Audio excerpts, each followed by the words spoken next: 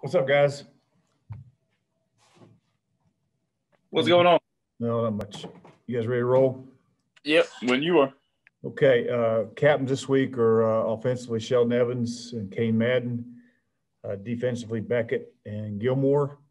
And as you know, anytime you have the opportunity to go play on the road, then you got to have your leadership and your toughness and those guys. It'll be a big week for all four of those guys, along with the rest of our team. It seems like we haven't played in a long time, but I've liked our preparation to this point. We got to finish it up the right way this week, and got a great challenge, in Bowling Green there. They've got the quarterback, Pegram, was a starter at Maryland. We got a 1,000-yard rusher back at their tailback position. Our offensive line's back just pretty much intact. And, of course, defense is led by that defensive end, Malone, who was Conference Player of the Year a year ago defensively and preseason pick this year as well. So most experts have these guys picked to win our league, and it's going to be a big challenge for us to go there, and we'll have to play well. Doc, their defense gets a lot of, especially Malone gets a lot of the focus of their defense. But how pivotal is the safety, Devin Key, to what they do and you all figuring out what you're going to do against them? Well, he seems like he's been there forever. I mean, we've lined up against this guy, for a number of years. And, anytime they're going to go in trying to stop the run like everybody else, and they got to get those safeties involved. And he's a guy that has been involved, and we'll have to know where he is, because he's a guy they're going to drop into the box, try to get that extra hat. And their corners are playing really well as well. So, like I said, it'll be a challenge for us to identify where those safeties are and where they're coming from. Coach, you said that most experts are picking this team to win this conference or win this league. How does that make you feel, knowing that they're supposedly the favorite?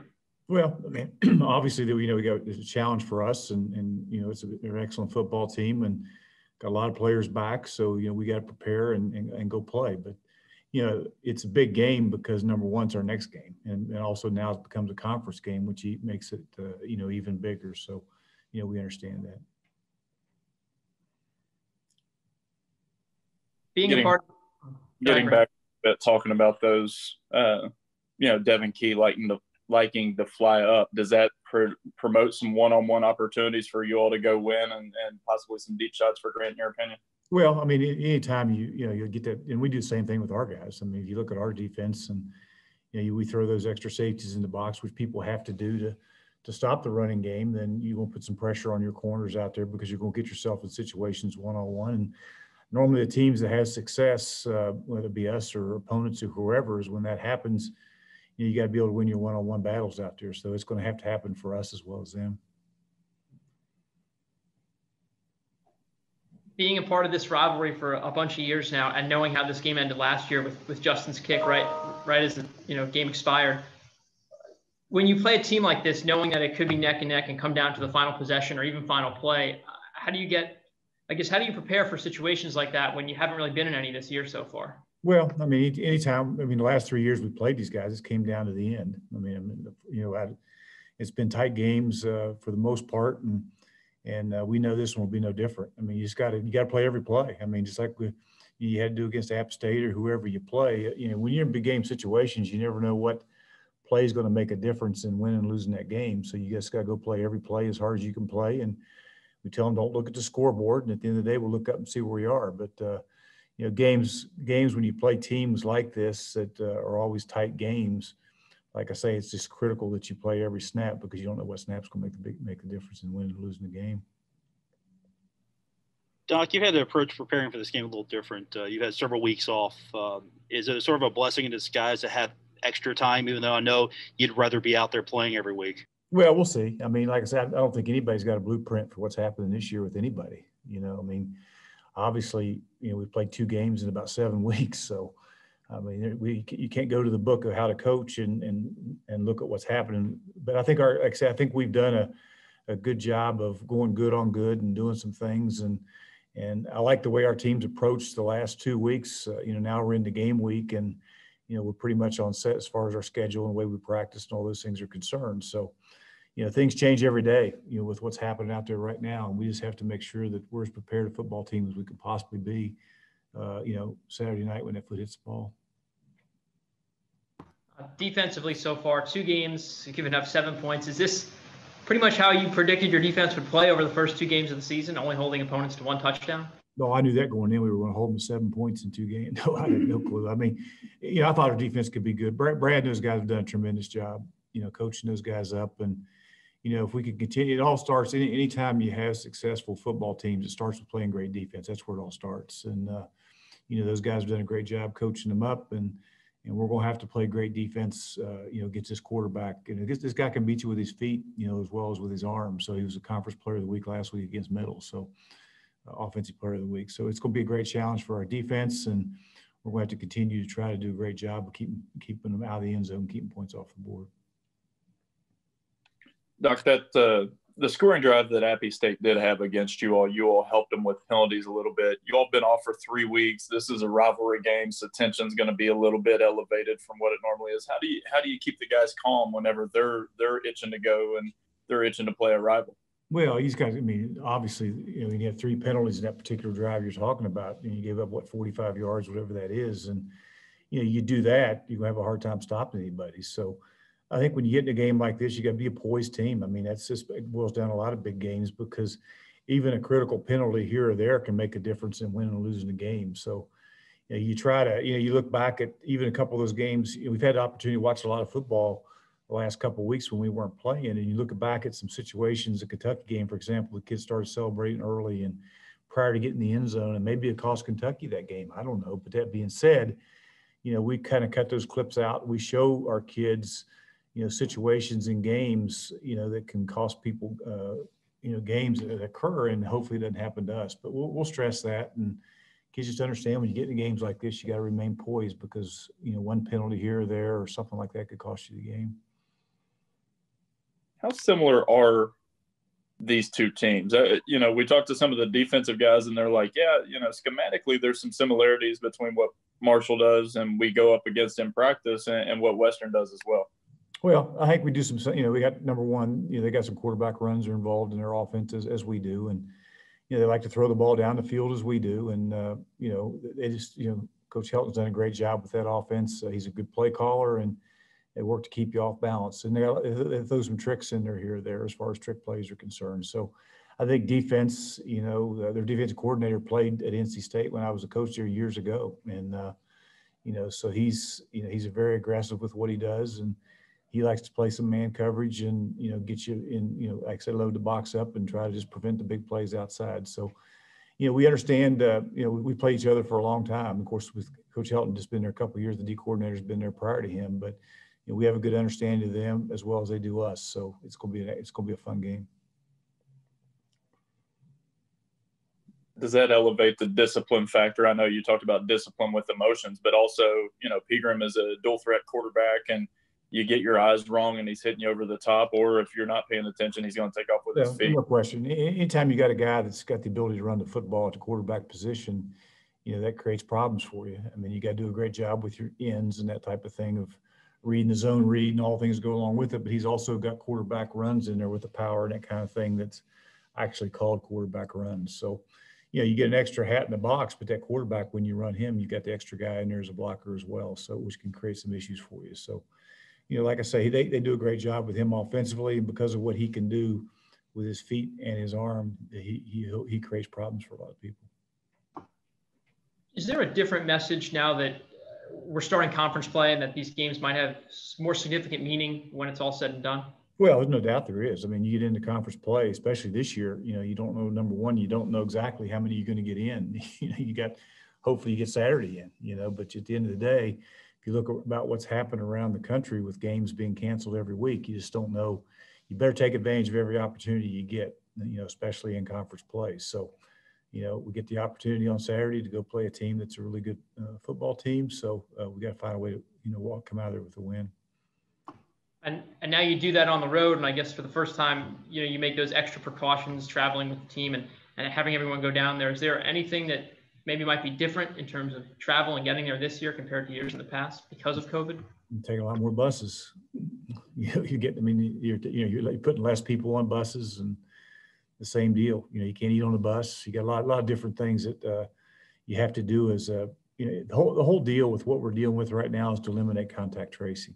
That's what you have to do. That's what gets you, and that's what gets App State, for example, when they went back, they lost 28 coaches and players off one bus, because of, the way it was handled. So, we try to learn, Mark Gale and Mike Hamrick do a great job of trying to learn from what's happened with other people, because it's, like I say, it changes every day. And what we try to do is eliminate the contact tracing part of it, which involves taking a lot more buses and eating prior to getting there. A lot of things have changed. I mean, we don't eat our pregame meal together anymore. They get their food and they go to their room, so, there's been a lot of things that have changed, whether you're home or away or at the hotel or travel or whatever, that, you just got to do everything you can possibly do to eliminate anything that would cause contact tracing at the end of the day. So that's what we try to do. Well, and last week we talked to a couple guys, and normally in off weeks, those guys are able to hang out together and sort of build that off-field chemistry that becomes so vital to a team.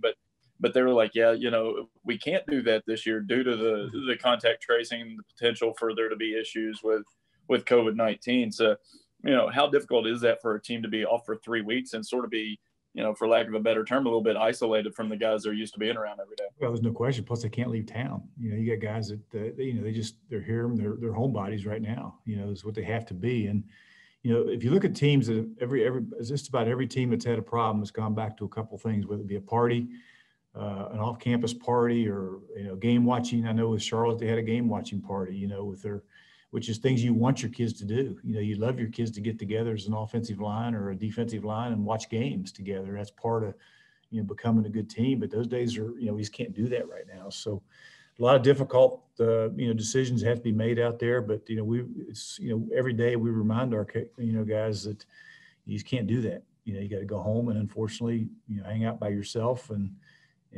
watch games and prepare to go play, because anything other than that, you're probably going to have a shot at getting shut down at some point.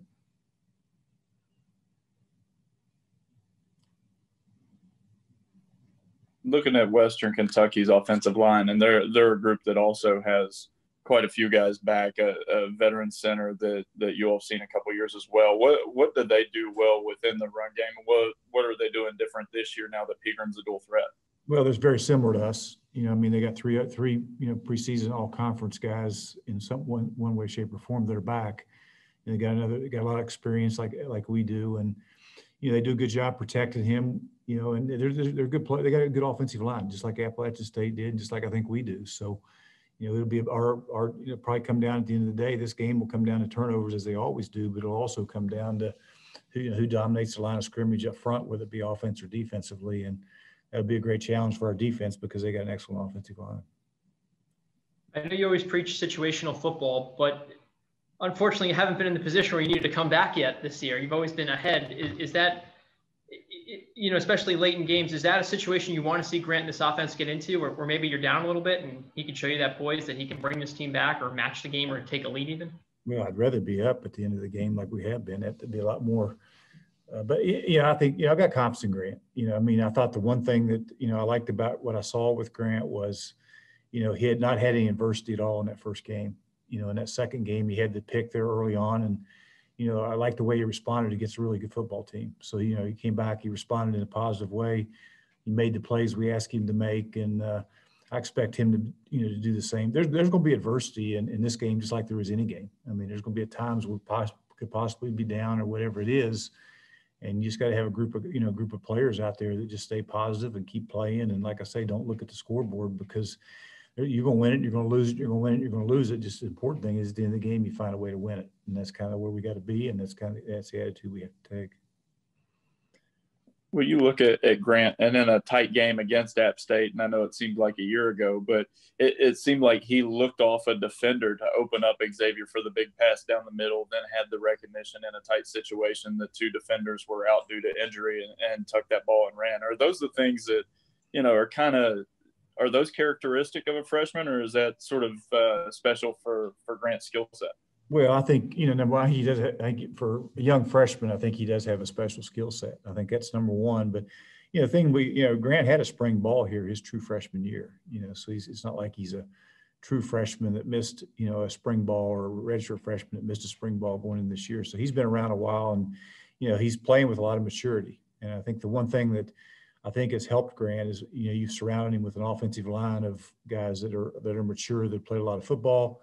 You got tailback Knox, who's played a lot of football, has been an MVP in our league. And you got tight ends that have played. You got receivers that are now grown up a little bit. A year ago, they were all freshmen, should have been playing. They should have been over by me watching, but they weren't. They were out there playing with the Brock Thompsons and Talik Keatons and all those guys. So I think with the experience, that we have offensively, that's helped him. Just go be you. He didn't have to do anything extra. Just go do what we ask you to do and be you, and let those other guys provide the leadership and everything it takes. Now, that being said, I think our kids, I know they respect Grant and his work ethic and the way he goes to work every day and the way he handles himself. So he's earned the respect of our team, and like I say, we surround him with players that can help him, grow up quicker. On the flip side, you look at Stephen Gilmore, and that's a guy that has been around it seems like for a while now, but for him to be a captain, what have you seen evolve in him that led to that captaincy? I think if you kind of pick one guy, hey, I got to have one guy make a play to go win the game. It seems like that's him. He just finds a way to make play, a little bit like his brother, I guess, but he just finds a way to make plays. You put him on an island out there all the time, as you saw against App. He had a couple calls, that maybe not have gone his way, but he just keeps fighting. He just keeps playing, and he finds a way to make a play at the end of the day. Did it at FAU a year ago. At the end of the game at FAU, he made a great play there at the end of the half against App, to keep him out of the end zone, keep him off the board. So he just has a knack of making plays. And like I say, if you want to pick a guy that put him in a situation to win the game for you at the end, he's sure one of the guys that would be in consideration. Doc, what do you tell Grant Wells, a redshirt freshman, about making his first start on the road, his college career, and against our arch rival like Western Kentucky? That's a lot of circumstances there. So what do you tell him to get him ready for that? Well, I think all the preparation he's done is going to get him ready for that. As you guys mentioned, we've had 3 weeks prepared for these guys. He's had plenty of preparation, and to be honest with you, at the end of the day, that's what it's all about. It's about guys that prepare, and when their number's called, they make plays. And I think, hey, just go be you. Don't be any different than you've been in the last 2 games. Whether we're here or at Western, it doesn't matter. The field's the same, and just go out there and be yourself, just like you've been in the last 2 games, and let the game come to you. But don't make it any bigger than what it is.